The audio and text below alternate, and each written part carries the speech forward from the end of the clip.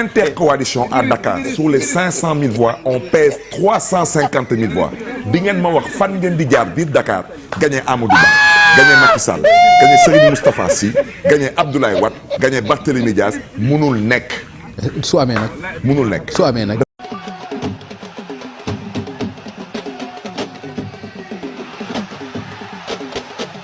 politique munul nekk moo tax mën na le 17 soreetul.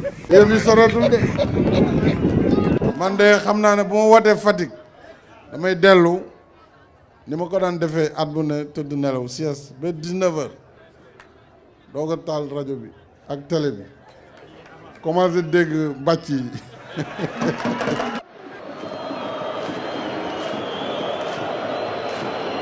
ñaan mooy li bi centre bi nga xam ne en tout cas fii le maire de Dakar te de liste coalition Sàmm Sa Kàddu di Barthélémy Dias daal di amalee son vote tey jii di dimanche dëppoo ak fukki fan ak juróom-ñaar ci atum novembre xel daal di dem ci élection législative ji bi sa joni. alors Abdoul Aziz foofu nga wax noonu li nga fay wax dëgg la Barth daa perdre bureau perdre centre bi wala nu mu demee.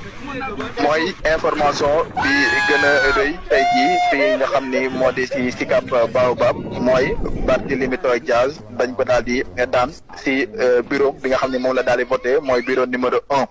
ay résultats yi Djiby Sarr Dioni ni dafa daal di tëddee si bureau numéro 1 ñu ngi fay am si nombre inscrit 580 ñoo daal di bindu si bureau boobu nombre votant 333 donc si bureau bi Pastef moo fa daal di jiitu Pastef Ousmane Sonko daal di koy jiite 172 la fa Pastef daal di am contre 138 si coalition Sàmm Sa Kàddu bi nga xam ne Barthélémy Dias moo ko daal di jiite.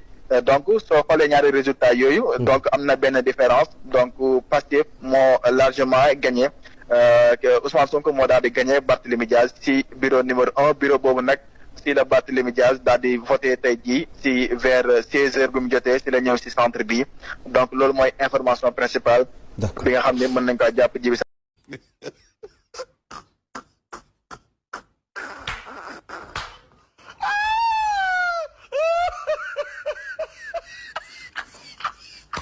gagné Amadou Ba. gagné Macky Sall. gagné Serigne Moustapha. gagné Abdoulaye Wade. gagné Barthélémy Dias. munul nekk.